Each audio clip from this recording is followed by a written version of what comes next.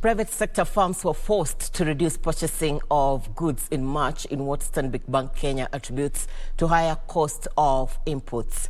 According to Stanbic Bank, purchasing managers index dropped from a reading of 52.9 in February to 50.5 in March, signaling a slower and only marginal improvement in the health of the Kenyan private sector economy. Details of this and other stories in our corporate briefs. The latest Stanbic Bank Purchasing Managers Index indicates that price gauges for both business cost and charges reached their highest level since early 2014, as purchase prices were reportedly exacerbated by war in Ukraine and the government taxes. Stanbic Bank fixed income and currency strategist Kuria Kamau says economic activity continued to expand last month, but at a slower pace than the previous month. The slowdown was driven by rising inflation, which resulted in slower demand by consumers and a contraction in output by producers.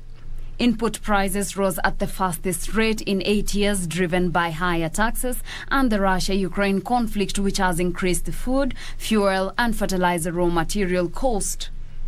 Meanwhile, UAP Insurance Kenya has posted 443 million shillings in pre-tax profit, which is a 25% dip on the 720 million shillings that the underwriter posted for 2020.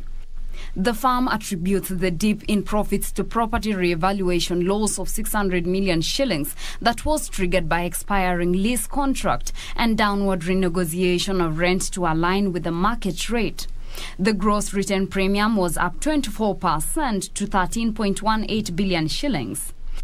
Net claims incurred increased by 20% in line with business growth on account of a spike in motor and medical claims, driven by factors such as increased cost of spare parts, which are largely imported, increased in hospital visits driven by 3 COVID waves.